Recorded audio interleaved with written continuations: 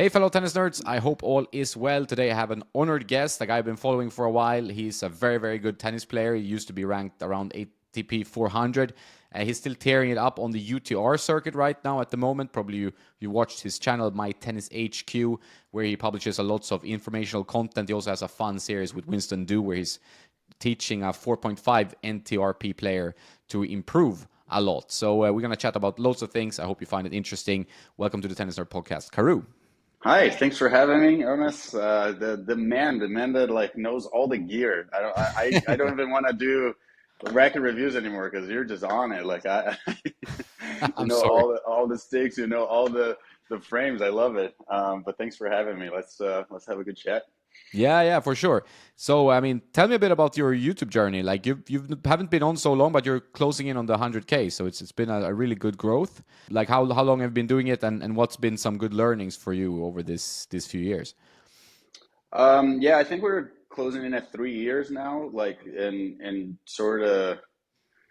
It's been a lot of trial and error, really. It kind of started as I have a business partner. We started actually My Tennis HQ, just the website, just mytennishq.com. And it was supposed to be just kind of passive income, SEO stuff, write the articles, hopefully ranks on Google. So that kind of started that way. And then kind of 6 months in, he was just kind of like, I've always kind of like playing with cameras and making footage and all that stuff. So like, maybe you should try YouTube, see what happens. We started it kind of aimlessly. Like I didn't really know, it's a bit of a saturated market, not too much. I'd say like other sports, maybe a little bit bigger, but still it's kind of hard to know what direction you want to go. I think I always wanted to do more instructional stuff. But it started that way. The racket reviews were actually kind of something that we did early on, I think, because more people will organically find you because they're searching for this racket or that racket. So that's where something clicked, or I was like, oh, if I maybe focus on this for a little bit, we'll get the growth, and then slowly maybe I can pivot more into the more instructional stuff. Or at the time I was working with Naomi, so there was obviously some fun content there that obviously a lot of people couldn't have the access to. She was cool with like letting me film and all that. So a lot of times most people just want to watch two pros rally down the middle, and that's fun. So I was able to use that a little bit early on to get some growth, and slowly but surely sort of figured out the game of YouTube, the algorithm. It's it can be a little limiting into what you do, but it was a fun thing, and I think obviously um, a little bit of the access I had with Naomi or now with Marcos with some players has helped create the platform. And yeah, just obviously it was a lot of trial and error. Just what sticks here, what can you do, and after maybe like each year you're just kind of like, what can I do now that could stays like interesting, engaging for yourself too. I think if you're doing something that you feel passionate about, I think people feel it. So it's been like that, and obviously it's grown, I think, faster than I expected ever. So shout out to everyone that's helped with that. Cool. No, it's great. I mean, I've been watching your content for a while, and I think it's great. And it's kind of refreshing. You have very like honest take, and I also, I mean, always like coaches or content creators in general that has like a direct take. They don't try to kind of just play the fiddle of the general consensus of something. They try to be like, this is my approach. This worked for me. This is what I believe in, and you go for that. And I think that's great. So now you work with Marcus, right? You're great friends, and are you working with him as a professional relationship as well? Yeah. Yeah, so we basically, I mean, for the last 2 years, I mean, we've talked a lot tennis. I mean, we're always like chatting. We're always just kind of like having conversations about. I mean, obviously he's playing at the highest level, and I'm always curious, with players that have made it to that level, to what is working, what are things they're seeing, and I think I think he always trusted my eye a little bit, my input a little bit, and I think this year he really wanted to make a push. He's been working with Max, who was another teammate of ours, Max Tabatron. He was a teammate of ours at UCLA as well, who's been doing the full tour for a couple of years now. It can be a lot. So he just asks if I could come in into the team, and we're splitting the week. So Max has been in the clay court season. I'm leaving actually to the grass court season, probably a week or a week and a half. And we started this year. I think last year, did some preseason together. I obviously can still play with him, so it's kind of like I think there is a something to actually being on the other side and seeing where I'm actually able to, if I'm taking advantage of a situation, at my level, I'm sure a guy top 100 can exploit that too. So I can like here, I can take it to you if I'm doing this. So we got to work on this things, and having kind of the three people, three heads, kind of working together. Marco's definitely. It's a tricky thing with coaches. Like, I always find that hard to know exactly what makes it really a good coach, right? I think a lot of coaches who are on tour are really good, but a lot of coaches maybe haven't really done anything for a long time and maybe are living off past results. And I think Marcos is very aware of that, and he didn't want to like pay for that. I think there's like a few guys who, a Magnus Norman or Brad Stein has done some good jobs with players, but not everyone, you just don't know if it's going to work out. And I think Marcos wanted someone that he knows not only like cares for his game, but cares for him as a person. So that's kind of how it worked out. And it's been good. I think the results could have been a little better, but he's been a bit more consistent this year in terms of like getting through quarters. He just needs to make that like final push, make a semi, make a final. But it's been a fun year. Yeah, and he won his first match at the French Open, so he's still in the event, right? So that will be Yeah, fun still in to the follow. event, has Leheka, so should be a good match. Leheka plays a good ball, and but in a Grand Slam, that's a draw you want, right? You don't want maybe Carlos next, or in Australia it was Medvedev first round, and that was a tough one. So Yeah, yeah. I you got mean, to have a a little bit of a doable luck. match, I would say, right? Yeah. Yeah, for sure. So how do you like keep in touch now, or are you kind of offline with him during this event, for example, and then you jump on in the grass court, or do you like talk to him like on the phone or something like that during this We tournament? have a group chat. There's a lot of like texting back and forth between the three of us. I try, as I'm not there, I try not to like really, give crazy inputs. I see what I see on TV, but live, obviously, you're not there. You don't know how he's practicing, if there's something that he's feeling good or bad. So, I kind of let Max take the bulk of the work, and I just, let him know what I'm seeing when I'm watching on TV. And if those things align, we all chat. But Max has been with him for a long time. He knows how to handle it. Cool. And I mean, your own playing career, when did it stop, and why did you stop at that time? Because you were a really talented, I mean, still are a talented player. You're a pretty young guy still, and you're showing that on the UTR circuit right now. So what happened there? Basically, I stopped in 2019, like middle of 2019, I'd say.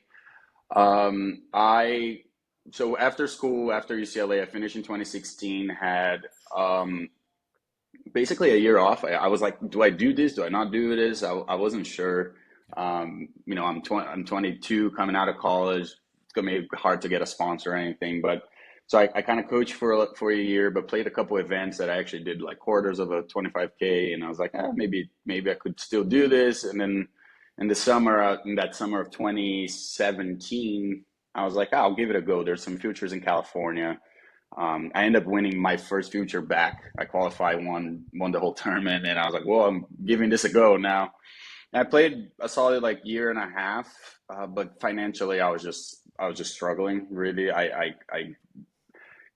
I kind of felt like I was half-assing it a little bit because I would play for 2 or 3 weeks, but have to come back and maybe do a little coaching for a couple weeks, and it was a little bit of a struggle. I think I was a bit younger, and it's hard to, I don't know. You get in your head about all those things, instead of just kind of maybe pushing through. I thought at the time maybe I got in my head about all those things, and slowly financially, it's just like it felt so difficult. And you get a few opportunities here, maybe to coach, to do something like that, and you start making some money as a young guy. You're like, you kind of weigh it, and you're like, why am I doing this? Because I live in Los Angeles. It's a good area. There's a lot of tennis. And then so basically in 2018, I was doing pretty well. Then had a little bit of an injury. It was fine. 2019, I don't know if you remember, they tried to do that transition tour thing, Yeah, yeah, I do remember and, that. and Yeah. yeah, so I basically was like four something in the world or 500 in the world because I lost a couple points, but at that point I had to like really restart my career because I didn't have a ranking high enough to go playing challengers and earn points, and I didn't really have a good ITF like ranking because at the time it was like you're gonna have an ITF ranking that gets you into the challengers or something ridiculous. So basically, I was gonna have to like go play 15Ks again, and I was like, how's this possible? I was like, I don't have time for this BS, and I just kind of like that kind of pushed me over the edge, and I made the decision to just kind of stop and play. I played some men's opens and stuff, but just start coaching. So looking back, I probably feel like I should have maybe kept going, but it was also like 2020 COVID hits, and for maybe a year and a half, there's no futures, there's nothing really. So it was kind of the right time to do it, if if I'm being honest, because I was able to actually work um, and and and stay out here, like have like my lessons and all that stuff. But it was a difficult kind of decision, and but timing wise, again with COVID, if I had kept going, it would have been like 2 years wasted anyway. So it kind of worked out, but it's basically the story of everybody. It's like financially, it was really difficult to stay out there. Do you and I hear that all the time, like from my friends that are like 150 or 200 or not anymore, but they quit due to that reason. The grind of working so hard but not making enough money. Yeah. Do you feel like there's some change that in your head or heart that they should change, or do you have any ideas of how they could fix this situation? Because like it's tennis is such a Yeah. hard game to make a living from, right? I think I mean, if a player 150 in the world and 200 in the world, if your friends that were playing that at that level like weren't making it, I find that crazy. I think there's obviously very utopian ways of thinking about it. How can it improve? How can it not improve? But I think a very, very basic uh, change that they can make is like if you first round of qualies of a slam should be paying like at least 50K for the first round. If you make into qualies of a slam, you're 250 in the world, and you get into that qualies and you make $50,000 for that. That will keep you going for a long time. I think that the fact that a guy who's 250 and making into the slams still is struggling to keep it going, to maybe do it very professionally, it's is a big mistake. I don't think I find it, it's hard to be like, okay, a guy who's 450, 600 in the world is going to be making a living out of tennis. I think that's just never going to really happen. But a guy who's showing up at the slams have a crazy amount of money. I think if they put that 50K in the qualies, 100K for the first round, and anything between there for the people who are in qualies, that will keep players going for a longer time. Like that, if you get to two qualifyings in a year, maybe you're borderline 250, right?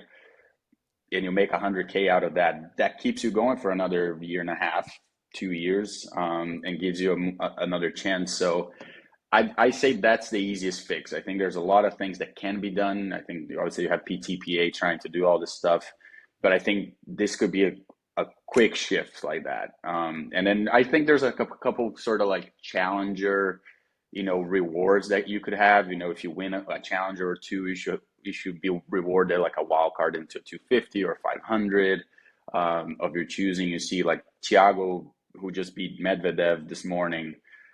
He won a couple challengers this year. He's been playing some good ball, and I don't think his ranking at all like translates into his level.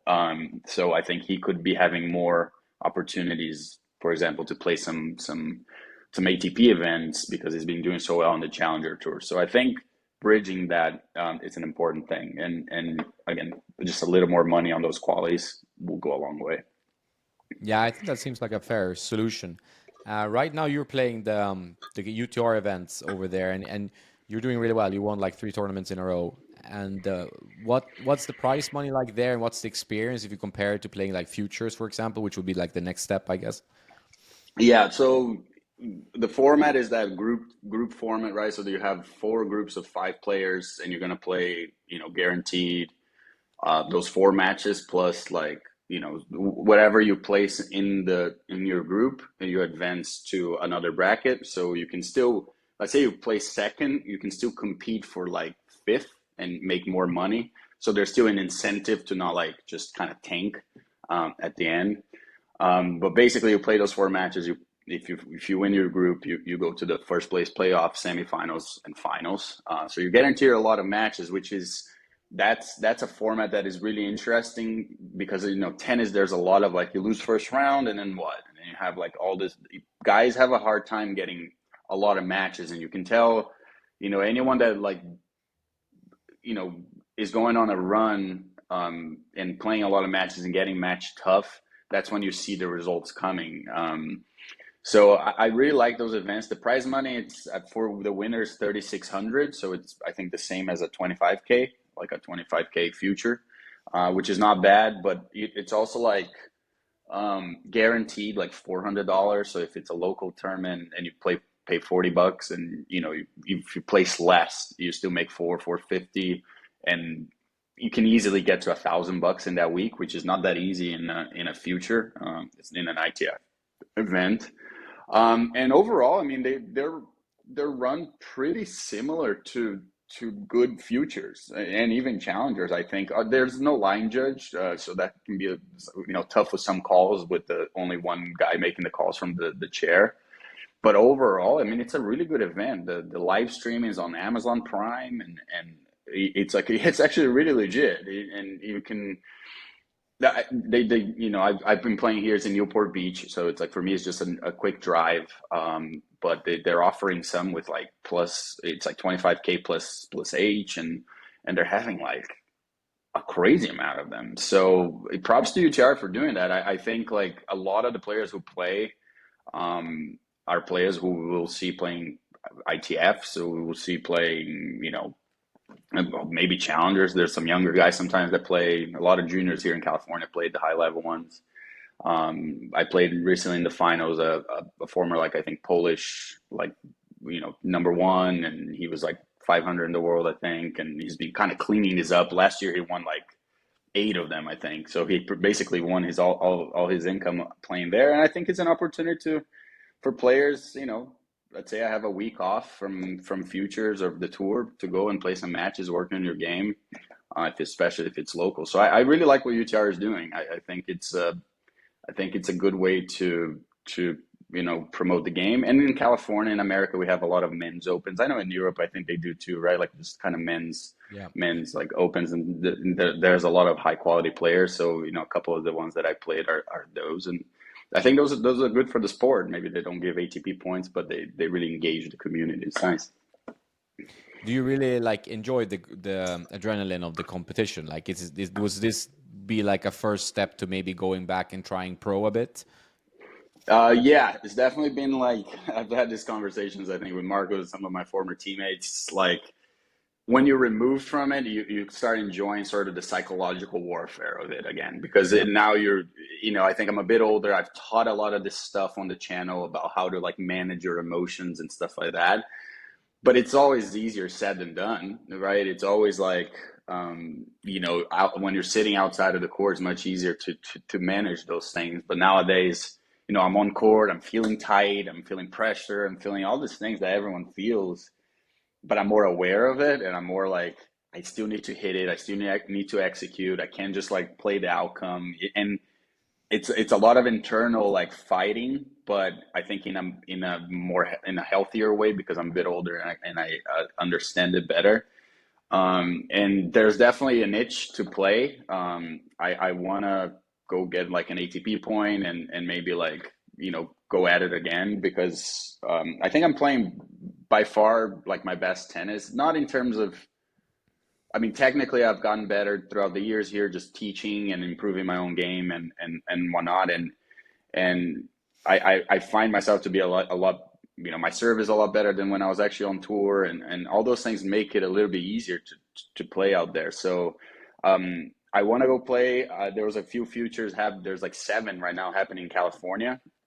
but they're really hard to get in. I don't have any points. I don't have any IETF points, and the qualifying draws are only 32. Oh, So wow. I won't get in any of those. So I might have to go to like Europe somewhere, maybe Tunisia or Egypt too, or something like that. Get some points and then play in America. But definitely considering it. Yeah, it sounds like a great idea. I mean, considering how you're playing right now as well, it must be like in your head that if you're winning these events and you're winning three in a row, it shows that your level is up there, right? So not to go for it would feel like maybe I could have, done something like, Exactly. so. Exactly. That's exactly how I feel. It's just kind of like, you know, I think now with obviously having the channel and that feeling maybe there's a little bit more security, not necessarily it's just financial, not we're crushing it, but like you have something on the side to keep you going and all that because usually it's just that choice of playing versus coaching and or going to get a job. And then now I think it's a fun story. Obviously, we've seen it with Felix, how everyone enjoys his content. He's searched for from Tennis Brothers that he's trying to get his ATP point, and I think it's a story that people rarely get to see. A lot of people, a lot of those players just maybe don't make it, and no one ever hears about it. But it is an interesting story with you know having to grind through those levels of futures and challengers and like you said I'm playing really good ball and I just want to I just want the challenge. I just want to see like where exactly am I'd say if I had to guess I'd say I'm around like a 500 in the world player nowadays 400 I, just kind of looking at the competition and looking at the people who are around that level. So could I make it there? I don't know, but I think it will be an interesting pursuit. So definitely consider it. I think it's probably going to happen after my grass court season with Marcos.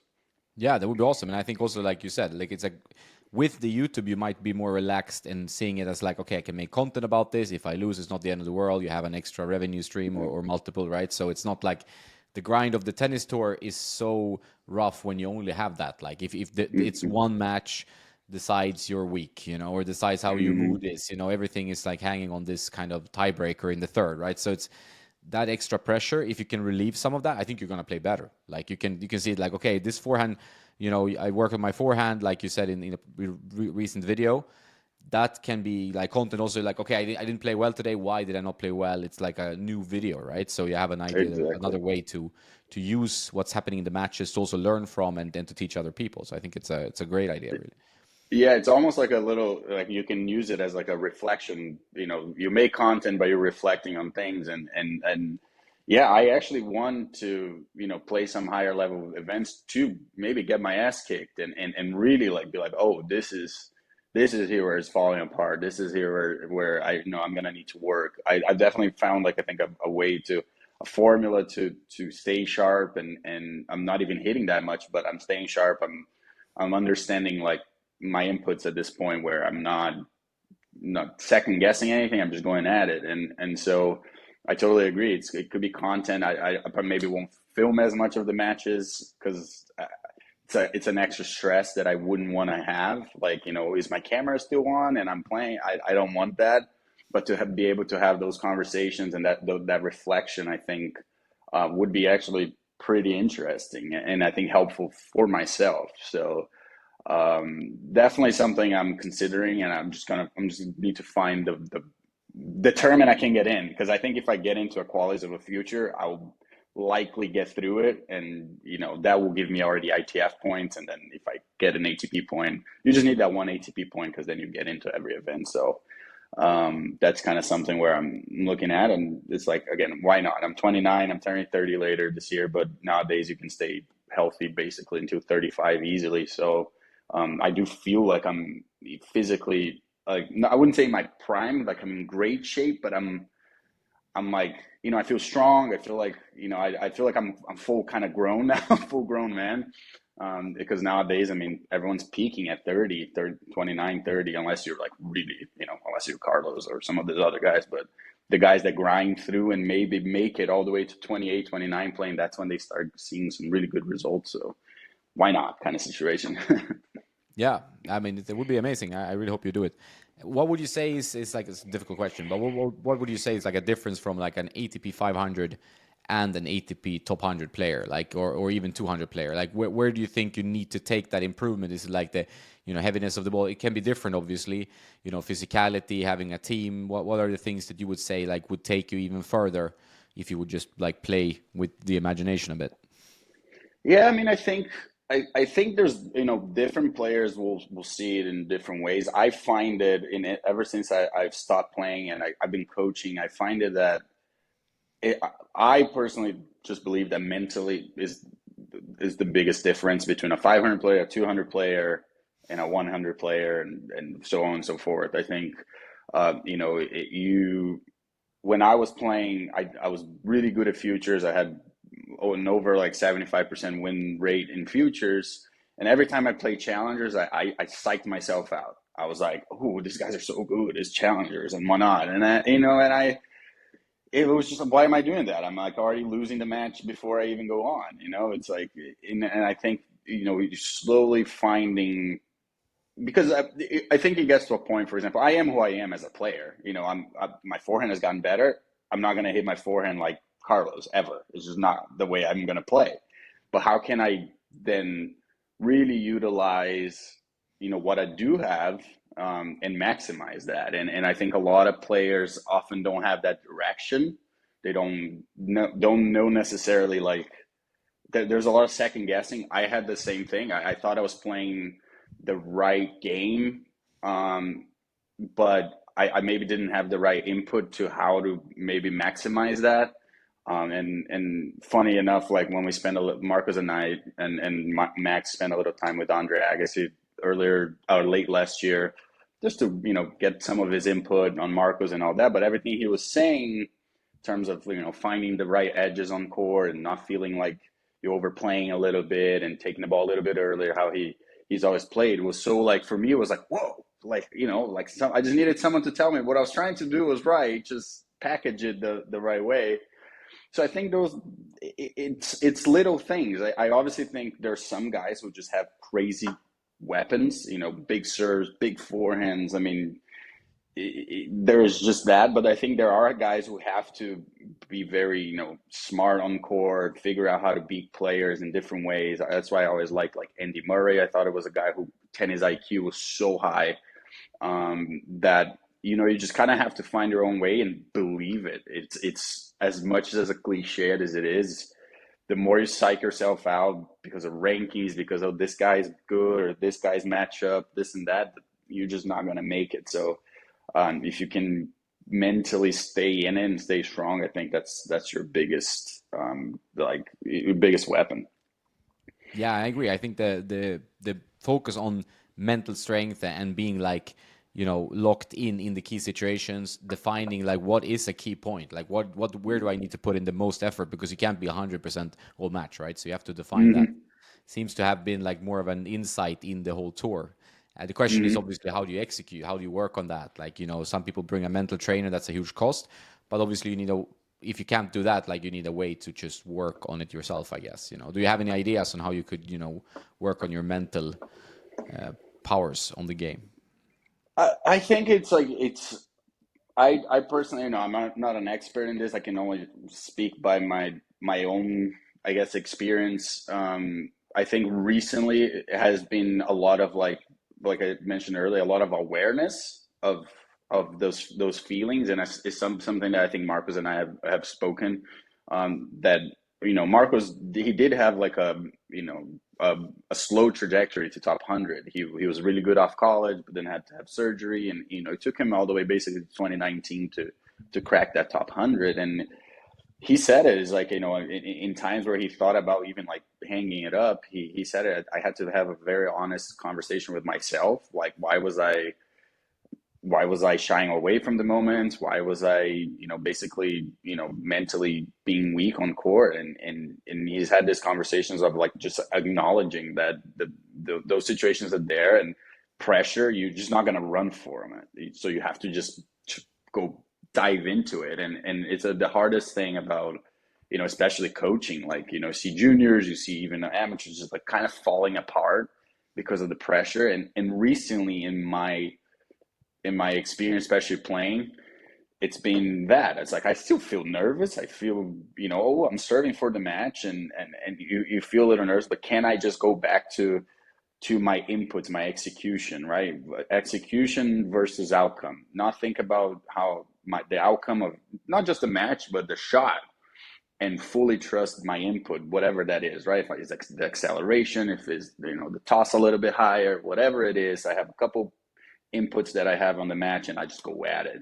And I've been very like I talk a lot to myself on court, but I do like I try to like alleviate that pressure by like, oh, I'm feeling a little tight here, but like, come on, let's go at it, kind of thing. Or it's just you're never gonna be 100% throughout the match mentally. You're gonna play some tight points, but can you like go back to like staying like calm and continue to play? So I think it all starts with that acknowledgement of those feelings are there, and I'm not going to run from them. I'm going to continue to push through them and hit my shots the way I practice, the way I always know. So and then the last thing I think is just there's that phrase of like confidence in your competence, right? Like, so you have to have trained enough and have confidence that you can pull out those shots in the moment. It could be just making a second serve on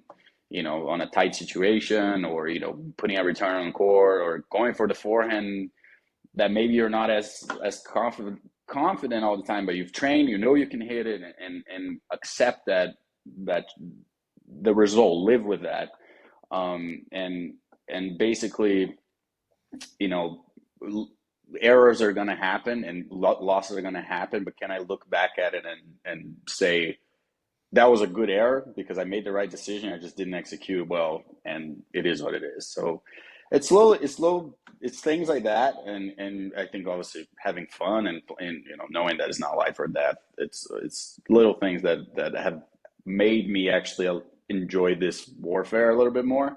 That I try to preach to my players. I try to preach on the channel. Yeah, and then let's get into that, the coaching part. Like, what do you enjoy the most of the coaching? Like, do you enjoy working with kind of like beginners, or do you prefer more like competitive players that you see you can bring out something a little bit extra? You can help them through some tough moments, for example. What's kind of your favorite part of the coaching? I like more advanced players for sure. I wouldn't.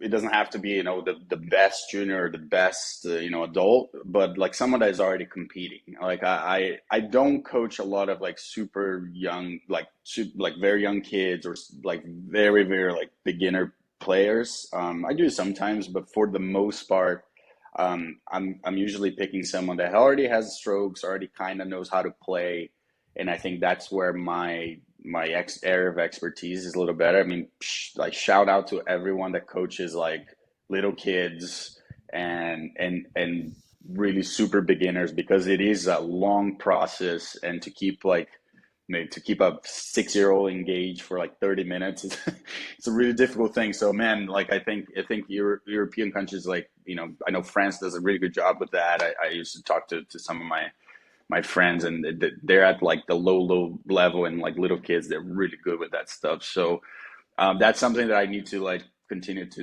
develop as a coach. So I usually work with some more advanced players that are competing, because again, it all comes down to like they think it's coming down, it's all their strokes, and I'm like, it's not your strokes. It's a lot of, it can be footwork, it can be decision making, it can be all that stuff, and I think I kind of have a good eye for that.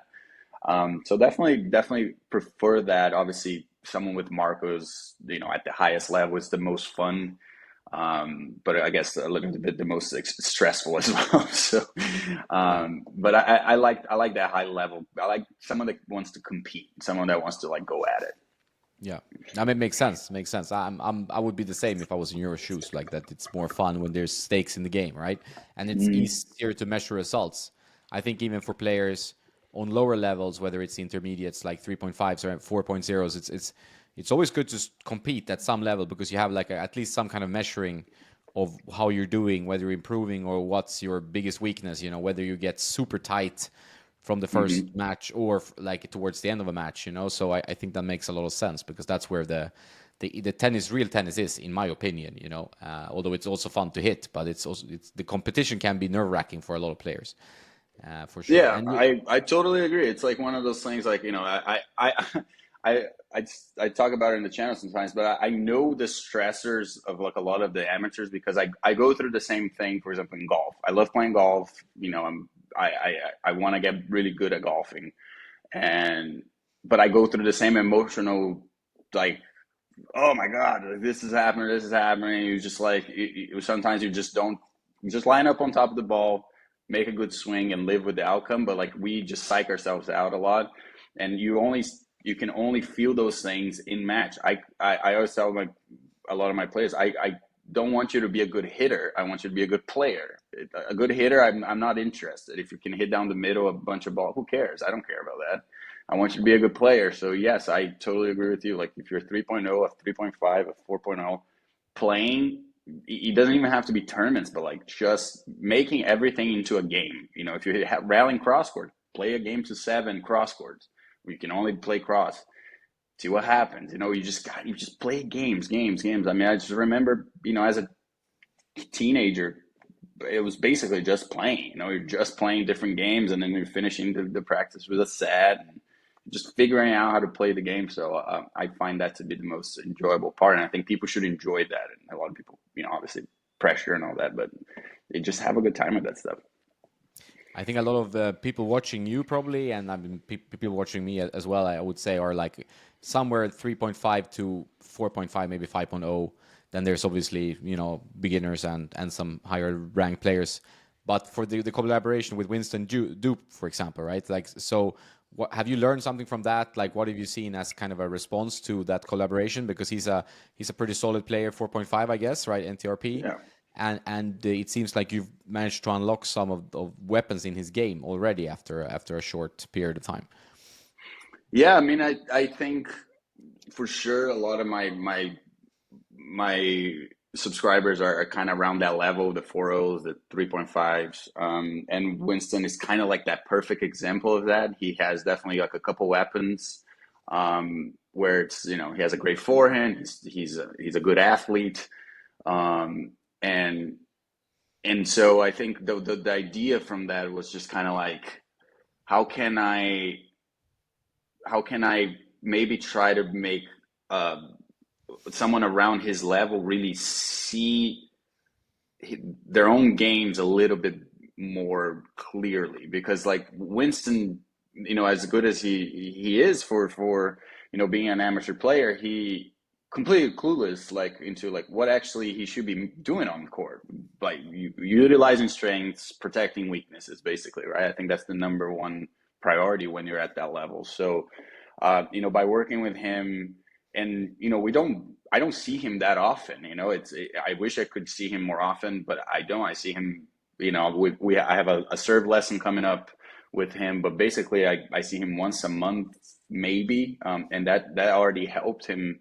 And I think if you are kind of around his level, you see I haven't done any technical corrections. I'm not changing grips. I did a little back end lesson to really help him with the footwork parts of it, but technically kind of stayed the same, just showing him a couple better inputs. But the main thing for him to improve is that footwork staying a little bit better, a little lighter on the feet, and really understanding is like, oh, I can dominate people with my forehand, and this is what I need to be looking for all the time. Like, forehand, it could be high, it could be opening the court, it could be like, creating just chaos with the forehand. And so I want people to take away from the lessons. Most people maybe don't play like him. They don't have maybe the physical attributes. They're better backhands than forehands, whatever. But can you analyze your game to a point where it's like, oh, I'm really good at this. I'm okay at this. I can still train it. You're going to try to,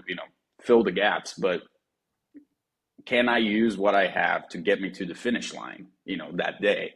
And a lot of people, like, they'll go to the match. They're so nervous about a couple shots that they're not able to hit, and everything else falls apart. I'm like, you still have some shots to work with. Like, get through it with that. So it's been a fun journey with him, and hopefully I can keep helping him improve and see him more often. It's just with my schedule has been been kind of tough. But definitely, he looks like he's like playing a little bit better tennis. It's just now I think a main thing is going to get his serve a little bit better, and I think he can like jump another level if he can. It's just serving is very difficult. Serving is like a difficult shot. I've always found it very difficult, and it's a hard shot to like. If you're not on court with them like very often, it's going to be a little tricky to really get the message through. Yeah, I think that you need the reps, right? It's like, do you notice that when Hmm. you're, what's your kind of handicap level of golf then? Like, because I see the serve sometimes as a golf stroke, right? You have everything under Yeah, control, but it's still up to you, right? So, and a lot of things can go wrong because there's so many mechanical parts in a serve or a golf swing, right? yeah, absolutely. I'm about like a 6 or 7 handicap. No, it's good. It's good Um, level. yeah, so but that's exactly what it is. I go, I recently shot like a crazy like a 72 in a even in a course, and it was awesome. And then took some time off. I was playing some tournaments and went back to the same course, and it was like an 83 or something like that. And it's you take time off, and you're just not as you just don't you're not feeling it as well, and some things go away. And serving is definitely that. It's even this weekend I just played a little event, and uh, during those UTR events and the ones that I won, I was serving lights out. That was like really like one of the keys to winning, just holding serve comfortably and having that in the pocket. And this last weekend definitely wasn't as consistent. And the clutch serving goes away a little bit. You don't have to serve perfectly, but sometimes you're so confident that when the moments come, you actually know you're going to make them, and sometimes you don't. And I felt that this week, and I couldn't really find it. I was serving fine, but I couldn't really unlock it for the tournament. I still did okay. It wasn't a very like hard tournament. It was more like an exhibition tournament, um, but those things go away, and you need the reps, and but you also need the reps with pressure. You don't. It's not just like going and hitting bucket to serve. You need reps with pressure, with something on the line, and I think that's something that I tell Winston all the time. I know your channel is about matchups and different levels, but like if you really want to get better, you got to play a bunch of 4 5s and figure this out. You got to play people at your level and actually take it to them, because it's easy to play me or someone that you're going to lose 6-0, but I want you to play a 4 5 and actually put all the things that we talk about into match, because obviously you're filming it. There's a if you're filming it, there's pressure. So I think it's a tricky game, but it's a game where you just things go away, things come back, things go away. You just kind of have to weather it a little bit. Yeah, exactly. I know, and that's the fun part of the competition in tennis is that you know, you, game of tennis is a game of mistakes, right? So people don't Hmm. realize I think a lot of rec players think that it's okay. You try to look like Federer, and then some days you don't look like Federer. I mean, in your head, like I notice, like if I put a camera on players who are not used to being in front of cameras, they are completely shocked by the result. They think things look completely differently, and they're like, "Oh, what? I can't watch this. Don't ever publish it. Don't." And okay, I'm not gonna do anything with this, because it's That's like a funny. scary thing to see yourself on camera when your like vision in your head is different than what it is on the Yeah, I mean actual. that's it's the feel versus real thing, and I think I mean an advice that I'm not the first one to say it, but film yourself. I know it's ugly, but when you see it, especially things that like like footwork, it's like, oh, I missed that shot, and you're in your head about like the stroke, and you watch it back, you're like, oh, I was totally in the wrong position. That's just what it was, and so for everyone that's out there that's at that level, film yourself as much as possible. I mean, we have great phones nowadays with great cameras. You don't have to have like a professional setup. Just put a camera out there, and if something's feeling bad, film it. But if something's feeling great, film it, because like you can maybe have a baseline to go back to. It's like, oh, why was I serving this well like this last like month? Once it goes away, you can go back there. Oh, like my toss was like this, or my take, the way my I was going up to the ball. It doesn't matter. It's just I think it's a really. I wish I had more of that when I was like kind of growing up. That was a bit easier to film yourself. I don't think it was that easy. But nowadays, there's no excuse really. No, for sure not. Have you noticed any kind of like dealing with comments on YouTube and stuff. Like, have you struggled with that, or just managing having a YouTube channel? I think I like to talk about that with other like collaborators or Hmm. content creators or whatever, because I think it's like a thing that we can all relate on. Like, how it's your story with that been? Um, I've been getting better at it. It's one of those things where 99% of the comments are positive, and then there's that one bad one that you just like, it just irks you. And sometimes I reply and I'm a bit too sarcastic about it, and I didn't delete it, and so it's definitely been a tricky balance. I think once you get to a certain level of, people see you, you know how it is, and there's going to be people who just want to create something because I struggle in general, like just social media wise. Even before the channel, I was trying to be less on Instagram and less on social media. So I think my main issue is just the balance of everything. Like I like YouTube as a platform. I learn everything from YouTube. I don't love Instagram as much, but it's part of the business. So it's like I have to be, trying to, make content for both and repurposing things, and that can become a little bit stressful, to be honest. I think that managing all these like platforms, knowing that I think YouTube is the best one. Even if you blow up on TikTok, what do? They go to YouTube because they know YouTube is like the one that you create this really core following of people that like truly care, I think, for what you're saying. So that's actually kind of like the part that like I struggle the most because it's so easy to then go on Instagram, post something, and then you're on Instagram and you're seeing a million things, you're wasting time and all that. But that part with like comments and all that, I definitely like. I'm trying to just let it go and like it's like what Joe Rogan says, the post and ghost. Yeah. Post and not really like try to look as much. I engage with the good comments. I read them for sure, and I read the bad ones, but I think it just comes now with the territory. I just need to do a better job at not engaging, and sometimes I do. What do you think? What do you do with that situation? I think I'm the same. I'm like bad stuff lingers in your head. I mean, it's the same. Like most people in the tennis community, they are pretty nice. Like most of them are very nice. I've had so many nice comments, but they're just like sometimes like some guy you're like, oh my god, this guy. I mean, I have to, and Yeah. I cannot not reply. It's difficult not to reply. And I also like a sarcastic response. So I just try to find a way. But then it's like it's a waste of time usually because it's if he already writes that stuff, and if it's usually something I completely disagree with. Like if he gives constructive criticism, I'm 100% fine. Like I'm fine with that. I've learned a lot from constructive criticism in everything, right? But if it's just like you completely disagree, you think it's completely wrong, or it's just a stupid comment, then you want to respond in some way that maybe makes this person understand that he's stupid, or Yeah. something. But Yeah, I then mean, it's 100% that. It's 100% that. It's like when people criticize certain things, or people maybe provide like a different point of view to a certain thing.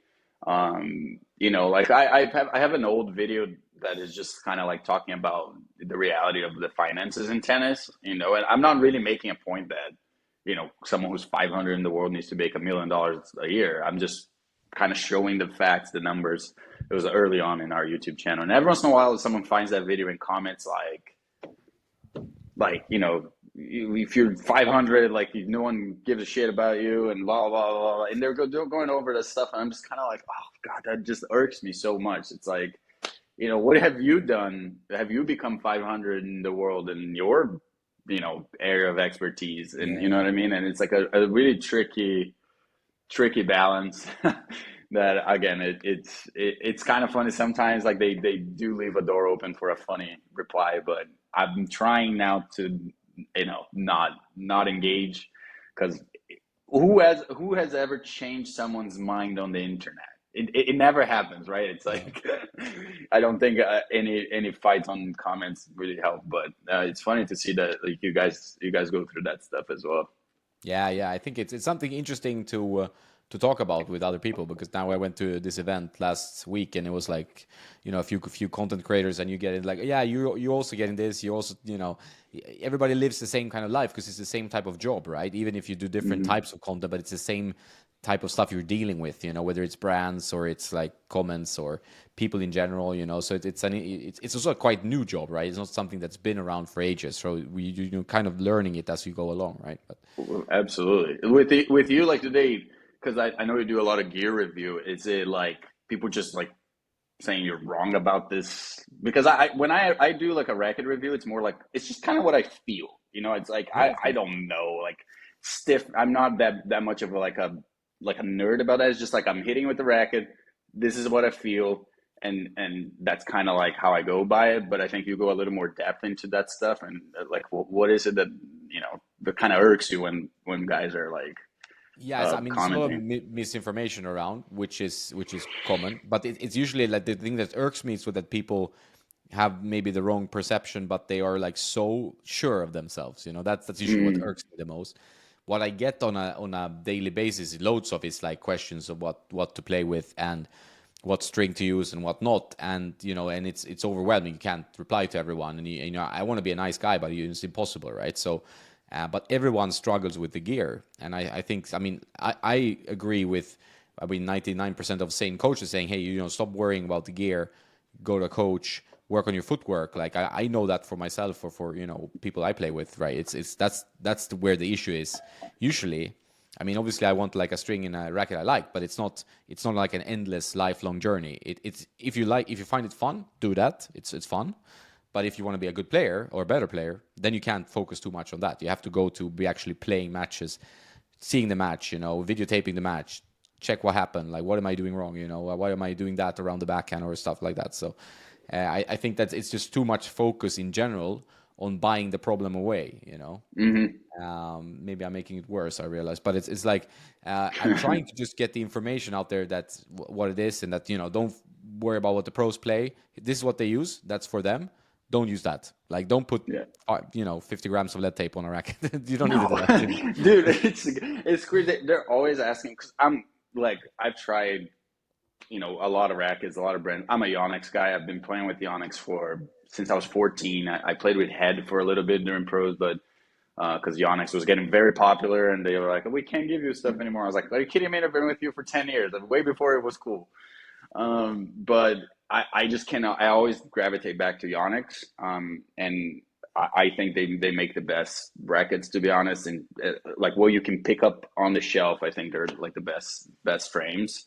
But people are like obsessed with like my setup. I'm like, I'm playing with the racket you can buy anywhere. Like Yeah. I'm playing with that racket. I just put a little bit of lead tape on it, and that's it. Like I don't even have leather grip on it right now. And what the pros play, it's like, I mean, they're so fine tuned into their rackets and stuff. But yes, you can't really buy your way out, buy a good forehand. I do believe that like there's when you watch players, you can tell like, oh, that's a Babala guy. You know what I mean? You Yeah. watch like guys playing, like Carlos is a Babala guy. Like you look at Yeah. him, it's like he shouldn't be playing with a Prestige. You should be playing with that racket. It's like kind of the perfect, but you sort of that kind of like somehow kind of happens naturally. Maybe like it's the what racket you were playing when you were younger, and you kind of your game maybe was shaped more into playing with that racket style. But it's like sometimes when I see guys switching, it's like Jack Sock switching to Yonex. I'm like, what are you doing? You're a Babala guy, like done and done. Like play with Babala. Like what are you doing? Or Stevie Johnson, I think, did the same thing. I think there's something to that, but then that's to a point where it's like just stick to it and just move on and go get better at other stuff. Yeah, I agree. No, but it's funny with the pros and the I think the racket molds you quite a lot, right? So if you started playing with a racket during like your formative junior years, early years of competing, like some serious events, what racket like made you kind of groomed your strokes? Like, I mean, like Jack Hmm. Sox, it doesn't have like a conventional forehand, but it kind of works with his setup. He has a very low string tension. It's kind of like a lasso, like trampoline effect. It works Hmm. with his game. So for him, I think it's quite like an extreme. It was tough to change, right? But some players, Hmm. they can move in between brands a bit easier. But some guys, like you say, Carlos, for example, like you don't give him a blade. I don't do No. that. That's not gonna be the So I same. can't Like, think of like Rafa playing with like, like a pro staff. That would be crazy. So yeah, I totally agree. You mold yourself. I think the kids that like, play with prestiges or smaller racket size early on, they tend to grow up with maybe a little bit better strokes because they have to be a bit more precise. yeah. But it doesn't necessarily makes them a better player. It's just I think there's something to it, but yeah, you can buy strings or rackets to level up two UTR points. It's just not going to happen. No, no. I think that's a good realization. Then it's fun too. I think a lot of people like testing, and that's how I started. But it's like Hmm. you have to realize what you're doing. It's like the same with Hmm. when you're playing. Like if you're going for your shots in the wrong situations, you have to realize that you're doing that. Like that, nobody's gonna tell you unless you have a coach. So you have to see, well, what am I? Well, how did that match go sideways? Right? That's I was kind of going for my forehand in completely the wrong situation. Like that's generally how it goes. I think that's just self awareness in life in general is pretty good, pretty good. Absolutely. Yeah. So before I know you're gonna get a lot of questions. You play with the VCore 95, right? Hmm. And the string. What is that? String, it's been kind of like what I have for Yeah, free, yeah, to be works honest. too. Sounds like me then. So I'm right now. I'm with Yonex Poly Tour. Just the basic, like the yellow one. Yeah, the one. Yeah. 125, so 16 L gauge. That's the only thing like I really look for my strings is the 16 L, like being in 125. I was playing a little bit with gut for some time, and it was really good. But I'm kind of a poly guy. Like the way I play, I don't have a lot of spin, so I want to feel a little bit more. I always was more control oriented. I strung like between 58 and 62 pounds basically With the forever. So gut. Or yeah, no, with poly, I go full oh wow, poly, all like right.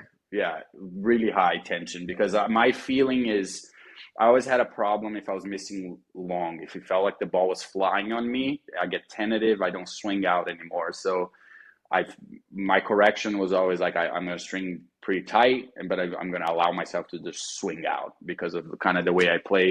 Not necessarily too much spin, good amount of spin, but like not I wouldn't say flat, but I want to play through the court, and I want to have the feeling that the ball is just not going to fly on me. So the gut was great. It was great for serving, and definitely for certain shots. They were like, "Woof, that came off hot. That wasn't supposed to be a winner." But I think for the way I play, in matches really, and it was the way to do it was to go back to poly, and also didn't really have access to a lot of gut, so why bother? But I played basically the last 2 years with the head. It was like the head. I think it's like Lynx Tour, what they call it now. When they Yeah. gave it to me when I was with head, was like I think they call it the experimental. It was like the yellowish one, and I love that string. I think that's a really good string for basically anything. I think it's really good. And recently, actually, in two of my tournaments, I was playing with the Technifiber one, the all Mm. white. I don't know what the name of it, but they had sent it to me, and it's kind of what I had, and I really like that one. It's a bit soft, but it's not soft that is kind of mushy. Yeah, yeah. And I Razor really Gold like White, that I think maybe. string. Yeah, yeah. Yeah. And I really like that string. I kind of like highly recommend that string. Like I think it's soft, it's nice, and I was playing pretty well with it. So I'm gonna try to get my hands on that. I like the Poly Tour, but if I was actually competing, I think I'd go for something else. Yeah, cool. No, that is a little bit softer, I think, Politor. But like for example, Mm-hmm. the Lynx Tour is great string and it's very like nice and bitey and good control, right? You can string it Mm-hmm. lower. I know several pros like who use Lynx Tour because it's just like super dependable. Yeah, it It's one of is. those It strings. totally is. It totally is. I don't have a lot of experience with Luxlin. I know a lot of people play with Lux. I don't have a lot of experience playing with Lux, but from my experience, like I think Link's Tour is one of the best strings out there, really. I mean, I played with Solinko for the most part when I was playing pros, tour bite. Honestly, pretty solid, dependable strings. I don't know if there's things are much better than that, and I always enjoyed it. So for me, as long as it's strong tight, and I'm not losing a lot of tension throughout the set, that's what I need. If it's something like Alu Power that loses a lot of tension, I can't play with. Yeah, then you need a bunch of rackets, right? So you need to like, I Yeah, mean, you see the pros, they cycle like maybe they have 6 rackets, and the tension drops quickly if you hit hard with a lot of spin. So you can see that yeah, like if you're watching the French, for people listening, like it's you can notice how often they change rackets, like depending a little bit on the string. I mean, look at a guy like Medvedev, he doesn't change his racket. Like if the string breaks, he changes it, so he keeps right. it up. It's kind of funny, but yeah, it's like Alu Power is like that, and I just for me, I mean, if you're playing futures, you don't want to string 6 rackets a match. So I gotta keep it a little more dependable. So I'd say there's definitely good stuff out there. I mean, obviously you know more, but I think those are some solid strings, to be honest. Yeah, all good, all good. Yeah, I agree with those. They're all good and all good brands. And I think what I've talked about before, but I think that like the string is usually as important, if not sometimes more than the racket. So if you have a dependable string, the racket if within a certain parameter of like your swing weight, what you kind of like, the weight, the balance, the head size, then you can kind of mix in between the rackets. But the string, if you don't like the string, if you feel like the string is dropping tension, or if it's a little bit, I hate mushy strings, like it's the worst. So if that's wrong, it doesn't matter what racket you play with. Like it doesn't matter if the string is not like tension properly, like you can't play. Like it's very tough to rely on your strokes, right? I Or just totally flies. agree. Yeah, the strings. I think it's the most important thing. Strings have the grip that you like, all that stuff, and brackets. You can have a 3-year-old to 4-year-old like V chord whatever that I play with 95, and it will play pretty great still as long as it's strung nicely and to my liking. So yeah, I agree. When did you start doing the podcast? I think during COVID, like everyone else, everyone started a Mm, podcast during COVID. It's just like a way to keep catch up with people. I am like a journalist from the beginning, so for me it was like, what can I do mm. that reminds me of my normal job? It's like that. So and also I love talking to people in general. You learn so much. It's a fun thing. So it kind of became natural, but it's a grind to do it. For a while, it was a grind. Like you have to find like guests and stuff. Now I enjoy it more because okay, I can like I just found like a better slot of doing it, a better way of doing it. Maybe I'm just more Mhm. mentally in the zone, and I meet more people. So it's during COVID it was a bit, a bit No, weird, that's cool. We thought about doing it. I actually might start something like soon. Yeah. Maybe like do it something where it's like a little bit more, maybe a little bit more in the instructional side, taking some questions from people, stuff. But just something Yeah. a little maybe a little bit different that to kind of maybe do even on the road and stuff. But I was just curious because it's definitely something that is like it's already overwhelming to be doing videos, be doing everything because I'm still coaching, I'm still having to be on that grind. So to add another thing, I'm like always a little hesitant because I want to maintain the YouTube going at full steam. But it seems like it's a great way to have conversations with people and get some guests there. Like I'm sure you've had some really cool guests, so I'm definitely considering it. Yeah, I mean, I can recommend it from like what you learn and what you get from it. Financially, it's not going to be like, at least not for me. Like, I'm not the best guy at just making money overall, but some ways you Same. can, yeah, yeah. So it's like, but I really need to enjoy what I'm doing. Like you mentioned that in the beginning. I think that's so important that if you're doing something, if you don't enjoy it, and I worked like corporate world before, I started doing Mhm. this, and I did not enjoy that, even though I was there for a long time. That's what you're doing, you're going up the ranks, and I did some fun stuff. I actually had pretty fun jobs, but it was still like, you're kind of in some kind of prison, your every Yeah. day is similar in a way. So that part is fun, but this is just adding like a spice to what I like. Mhm.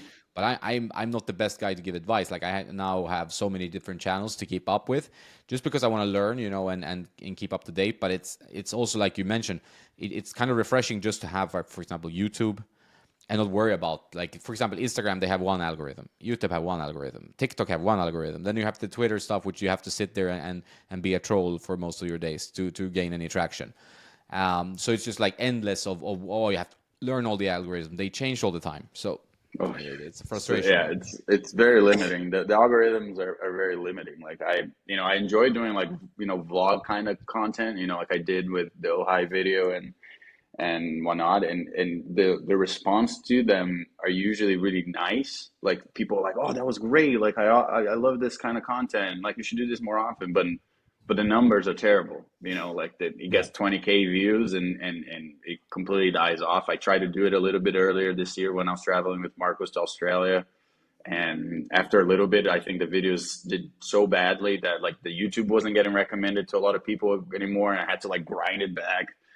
So it's like the algorithms can be kind of limiting. Where I think in a podcast situation, you can just have conversations, not think about necessarily so much into that kind of playing that game. You know what I mean? That can be a little bit limiting. So totally feel you on that. No, I think the issue I have, when I noticed that too with YouTube, is that if you want to experiment and you want to try something new, like you want to go off track a bit, which I always try to do new stuff. Like, okay, my main skill maybe is rackets and strings. I know that pretty well. But I want to do other stuff, just because I like it, and I want to Mm-hmm. see you have other people see other stuff. So, but then if YouTube doesn't like it, and you do that for a while, it's like you said, it punishes you, right? It's just like, Mm-hmm. okay, now we won't recommend the other stuff either because you were a naughty boy and you did some bad content, whatever. And you're like, well, and that those videos maybe were the ones you put in the most editing time. You were Mm-hmm. recording stuff that you are not used to doing, so it was like pretty fresh. For example, like a vlog, and I notice the same. Like if I go to a tournament or an event, and I film and you meet some player, whatever. People don't really care, It's like but what is the head gravity or the V Core Pro? Is which one is the best, And I'm like, well, this is now boring me, So it's like, Exactly. It's exactly that. It's that's so funny because it's exactly that. I truly enjoy making this like kind of more vloggy content, but yeah, like it did punish us. Like yeah, earlier this year, I was freaking out a little bit. I was like, after I post 3 vlogs from Australia, and then I posted a video of me, Marcos, training on Rod Laver Arena. It was like a 30-minute video of where we're hitting. It's usually like what people love to see, right? Like yeah, court level, and it didn't recommend to anybody. It just like it wasn't. I wasn't getting recommended on my own like personal channel, and obviously, whenever I post on Tennis HQ, it's the first thing that pops up on my personal yeah, channel. And I was like, oh my god, like we're actually getting punished here. So I had to go back into kind of doing the old stuff, and that can be. Like you said, you want to do stuff that you're passionate about. Sometimes my best lessons are the ones that I'm like, oh, I'm really feeling like this last video that I posted on my forehand. It's because I was like really like, feeling this, and I had gone through it, and I wanted to yeah. like share that, as opposed to just being like, oh, here is another way to hit a forehand. I'm not gonna reinvent the wheel. I've told you a million times what to do on this side. Like you're either doing it or not. I'm not gonna like come up with some bio mechanical thing about it. I don't care about that stuff. The match is playing a different way, and I don't think about that, and I don't want to talk about that. So, but yeah, it can be a little bit limiting. It's kind of interesting how I guess everyone is kind of going through that. Yeah, yeah. Sometimes the videos you put in the least effort is more like you fart them out and they work really well. And some video Yeah. you work really hard on, they're like tanking, and you're like, why is what's happening? It's like a roulette, You're like you're putting in the money Mm-hmm. and you rarely understand the results. So I find it fascinating and frustrating at the same time. It's like one of those that I would like it to be more like, okay, you have your audience, and then obviously that YouTube would be more generous with the recommendations. Where if you keep, let's say, engaging the audience, but also you're pretty regular with your updates, right? For example, like I understand if you go away for 3 months, and then you Mm-hmm. come back, but if you're pretty regular, yeah. But I guess it's Yeah, how it works. it's a weird thing. Like this last video, like I posted, I think it's 17 days ago, and we haven't posted. I have a video ready to upload, but this one has been doing so well that I part of me was just let's just let it run. Like why would I post something else if this one continues to keep getting No. views, and is actually bringing a lot of subscribers and new people. I'm like, I'm gonna let this one run for a little bit, and then make another post, because sometimes you post a new one, the new one doesn't do it as well, and then the other one stops getting the recommendations, and it kind of like stops it all. So it's kind of a game. It's a bit frustrating, but it's kind of like a fun thing to do.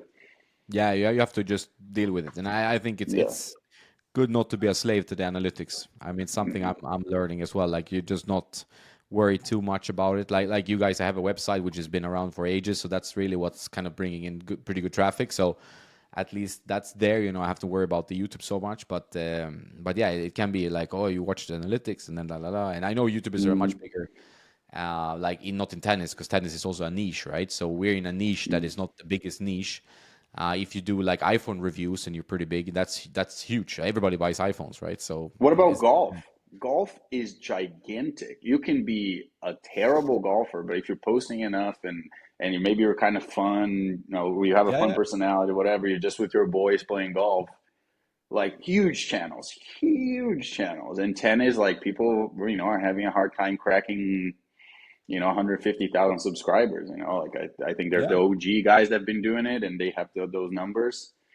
Obviously, Felix has been crushing in this last tennis brother kid has been crushing in this last like year or so, but it is a small niche. It's like in tennis, like I have no expectations to be like a lot above like 200,000. I don't think like I feel like it's unless it's something changes and tennis becomes like a really really popular thing. Like you kind of get to a point where it's like now how can you use the what you got and yeah, make it into different things and business and whatever. So, yeah. but yeah, it's an interesting thing.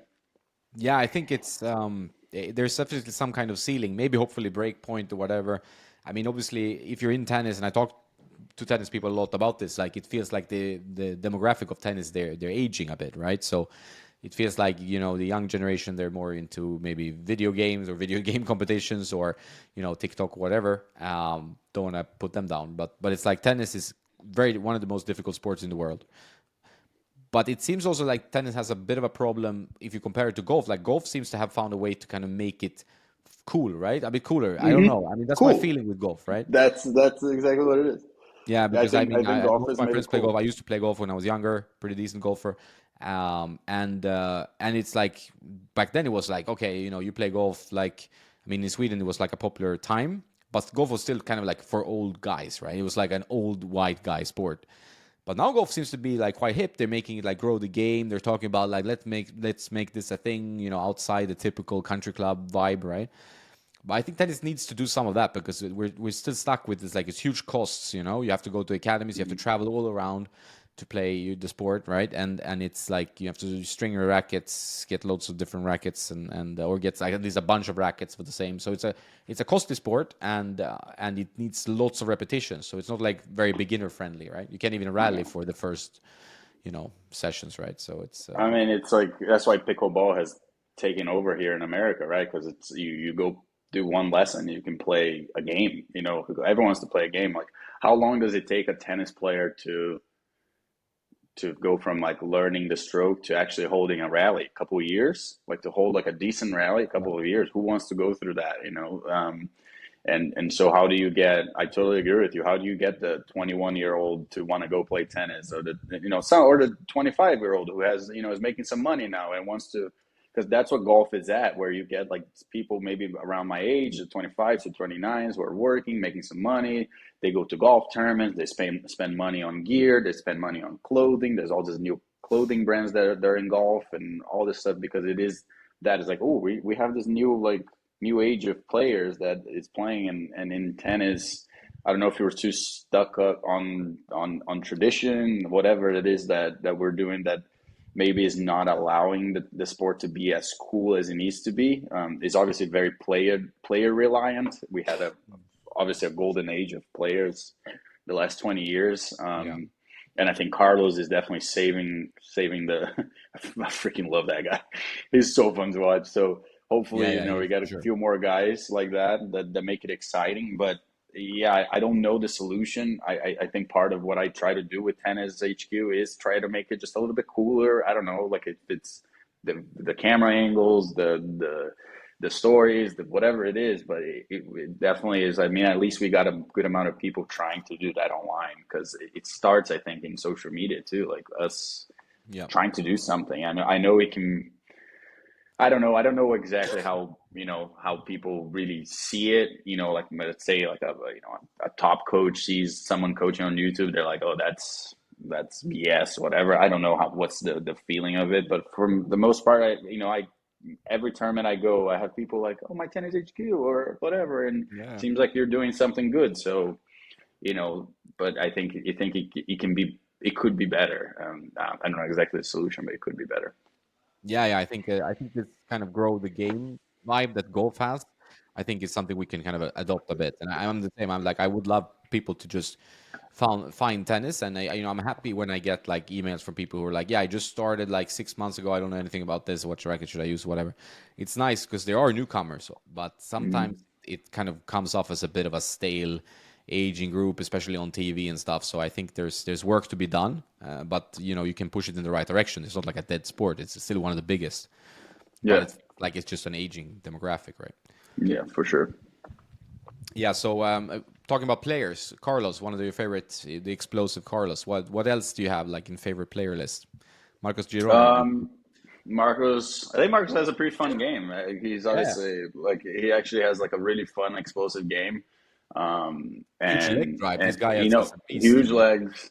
We like, I mean, we tell him it's like just like go like kind of like go by like Carlitos a little bit. Carlitos Yeah. just, I mean, if you he has a big forehand. He has like a big serve for a guy who's like not that tall, Marcos, and I think like that's what we want. Whenever he's like flowing like that and hitting, going almost like for the highlights that the Carlos goes, he plays his best. It's just hard to be at that mental space all the time.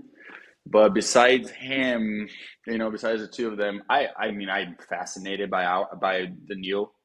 I think Medvedev is like, it's just fascinating. I didn't get it for the longest time. I was like, I don't get it. Like I just don't get like how he does what he does. And now I just like I don't even try to understand it anymore. I just find it absolutely hilarious. Him just himself, I think the whole thing is just really fun. So I like watching him. I like watching Carlos. I like watching Sinner. I think Sinner just, I mean, you watch him hit the ball live, you're like, whoa, like Yeah. that. It Yeah. comes off so easy off his racket. He rips it I from the hip, kind of. It's like an interesting. He just mhm. like lassos it. It's amazing timing and just doesn't look like because he's not a muscly guy. He doesn't have like huge legs or whatever. Like if you look at Carlos and him, you're like, ooh, they're these both tennis players, Yeah, But then he generates the same amount of pace on the ball, right? same amount He's of pace. So yeah, his I like his game. There's a few guys like I think like Tommy Paul when he's playing some good hardcore tennis server and volley is kind of fun. He's kind of added that like coming to the net game. I think it's kind of fun. Um, I enjoy Fokina is a guy who I yeah. actually underrated, like fun guy to watch play. He's explosive. He can hit the living crap out of the ball.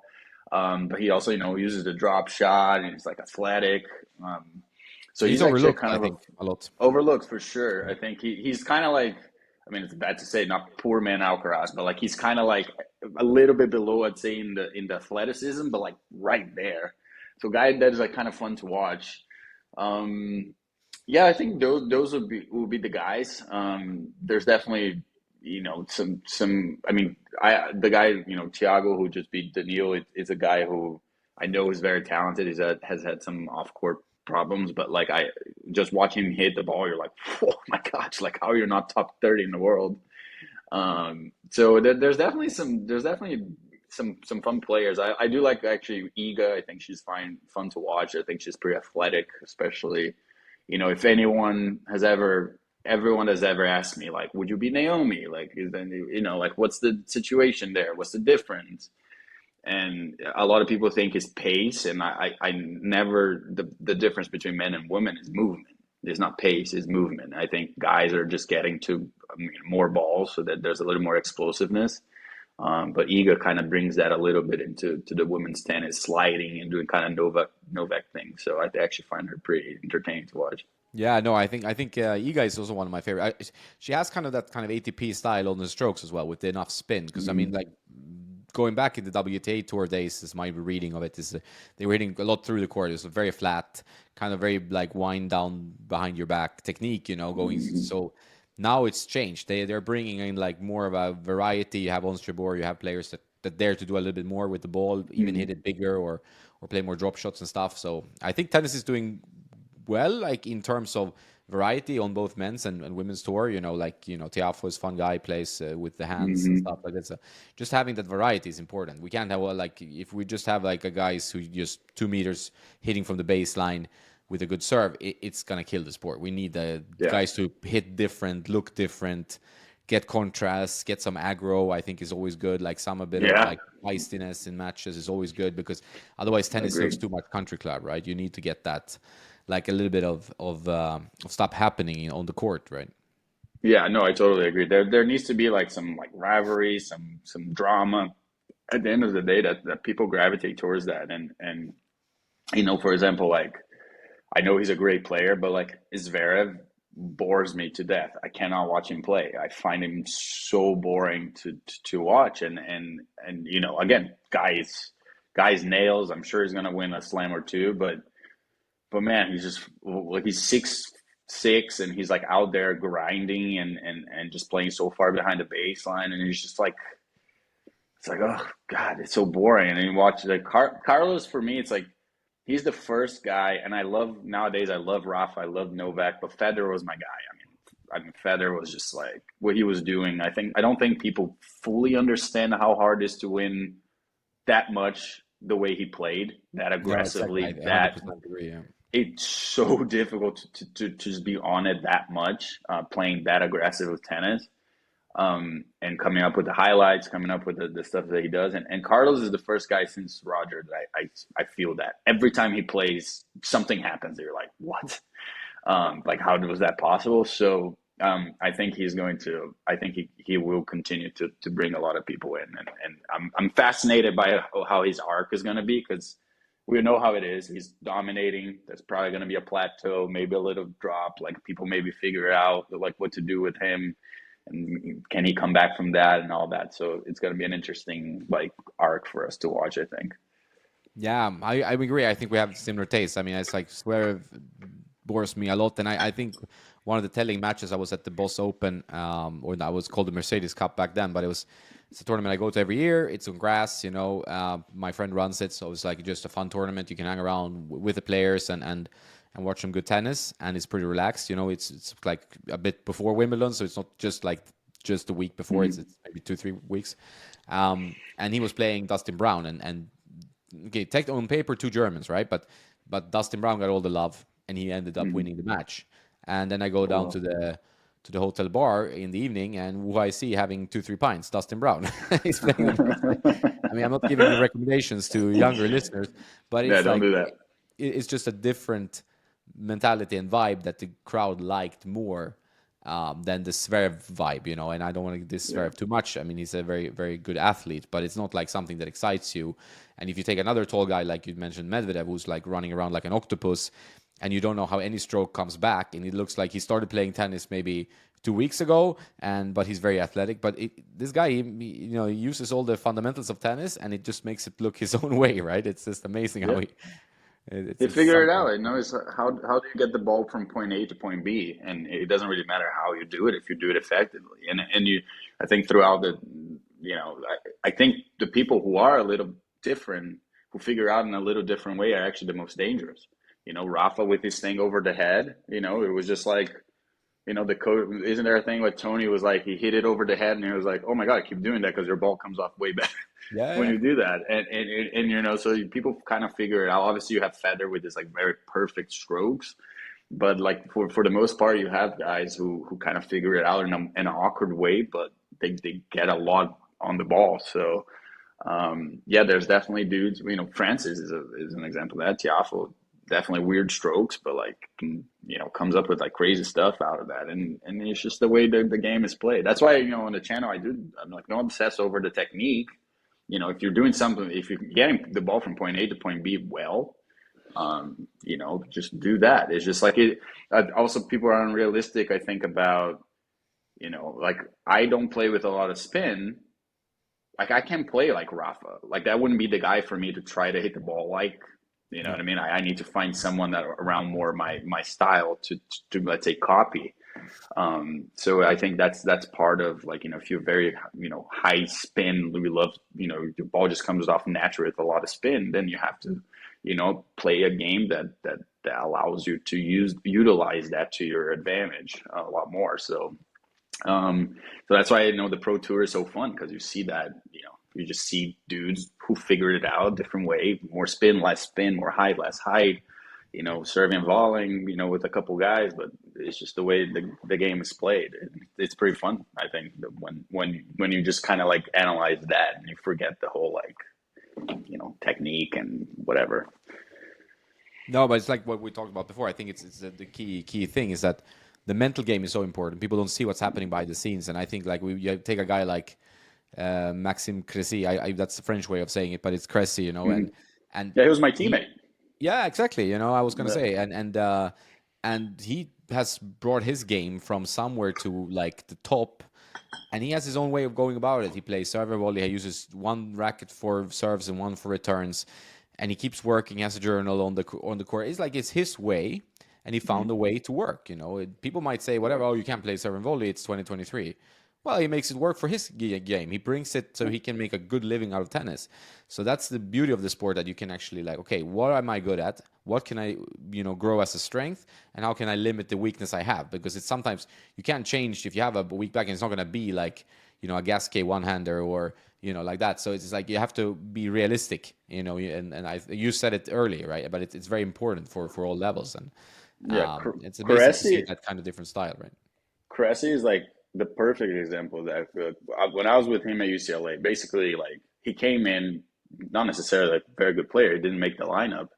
And I think sometimes he's a little bit weird about that in some interviews, but he was just not good enough to make the lineup. It wasn't like anything against him. It just wasn't good enough. Like he couldn't like bet, like we played doubles together and he was really tight. He was just like couldn't like basically breathe. It was actually kind of crazy. I was calling all the shots. I was calling his serve. Like he literally couldn't talk on his first year, and his forehand was a disaster. He like our coach was having to basically teach him like a little boy, like how to like hit the forehand, and he was trying to play this game kind of from the baseline. He's a very athletic guy, and it just wasn't working. And then I think there was like a shift there during summer where like, I think a different coach just kind of started making him serve and volley, and you know why you're trying to rally from the back with the forehand that you have. Like he had a good forehand return and a good good returns in general. But just start coming in, just play that game, and he fully committed to it, and his commitment to that, and then figuring out the mental part of things, like to be able to play a little more free. I think he was coming up on the scene. He was a little bit crazy on the court and he's kind of putting a target on his back, and he's calmed himself down. I mean, I tip my hat to the guy. Like, none of us expected him to do anything really. To be honest, it was came to as a huge surprise, but he believed it first of all, and he made the necessary adjustments, and he has some physical talents. I mean, he's 6'7", but he's an athlete. I mean, if he had been a sprinter or if he had been I don't know, like a wide receiver or something like that. I mean, he's an athlete. He's built like, I mean, he's in one step, he's at the net. So it's like he's using to his best advantage and he's playing some good tennis. He's making a living out of it. Maybe during the clay court season is not going to be his best, but grass is coming and no one wants to see him in the draw. So Yeah, it's it's the way also it like is. the variety of tennis because it's like if you have a big, I mean, there was a period in tennis where there was too much big serving going on. I think people got a bit tired of it. Like Karlovic was doing well, there was Isner going upwards, and I know like Riley Opelka obviously is not so happy when people call him serve bot and stuff like that. They're just using what they have, right, and maximizing Yeah. that, which is part of the rules. But now it's like just a variety. So obviously, as a player, you wouldn't want to get that guy because you get no rhythm. No ball is the same. You always have to figure out a solution every time he just comes at the net. So it's like a nightmare, especially first round nightmare. Hmm. But it's a part of the game. Part of you have to find a solution. Like how can I deal with this guy? How can I return the serve? How can I hold my serve, which is number one, I guess, in that situation. Yeah. So it's Yeah, it's just again, it's a part of the game, the matchups, right? Like a lot of people, struggle with the pusher, with the this, with the that. It's matchups, and you have to figure it out. And some matches are always going to be bad. Some matches are going to be a bit better, and just the way it is. But it's part of it, and I think yeah, like you said, I think tennis has a good amount of that right now, which is kind of nice. And no one is truly dominating. Carlos obviously is doing well, but no one's like truly like Rafa, Federer, Novak domination just yet. So it adds a little variety to what can happen in the tournament, and it's not a bad thing. I think actually it's if anything the women are being a little more consistent with who's winning, and the guys are like kind of a little more up and down. I mean, it's still the same kind of guys in general, but there's definitely been some more like upsets and stuff. Yeah, I think we will see a shift now. I think starting this year. That's my feeling, at least. Like the generational shift has to start. Like I mean, Rafa's injured, Roger is retired, Novak is good, but he's not like a sure bet. It's not like okay, it's Novak, he just wins. Okay, maybe Wimbledon he will be a big favorite, but for this tournament, it's not that easy to pick him just outright easily. So Yeah, I think that's good for men's tennis. We need a little bit of a different type of period after this, amazing three goats, charting yeah. around. I mean, it's, Uh, it's crazy. yeah, it's literally people don't realize how crazy that is. Like that, just they mop up pretty much every Grand Slam for 20 years. What is that? It's crazy what happened for 20 years. Like, I think we'll have to look back at that. Like, whoa, like because it can't happen that soon. We always say that, like Pete retires, like no one's gonna beat Yeah, that yeah, record, and then three guys came and did it. But I find it hard to believe that someone's gonna. I mean, I know Carlos probably has the most chance of like going up in those numbers, but like 10 is a good number. Like yeah. 20, 22, that's just crazy. Yeah, No, if it's there's 10 for him, I definitely. I mean, he could probably go further, but it's also yeah, he's going to get some stern opposition, and also his body obviously is going to be a thing, right? If he's already struggling a little bit with elbow and some stuff, yeah. right? So I think I have to He's keep too him from. athletic. He's going to have to learn how to pick his spots a bit better. Yeah, I think yeah, that's the main thing. He just kind of like early Rafa was like that too, would run to everything, and yeah. now like older Rafa was a lot more chill. So I Yeah, think it's actually that's his very true. arc. Yeah. Yeah, he's Yeah. he's so explosive, and that's why I love watching him as well.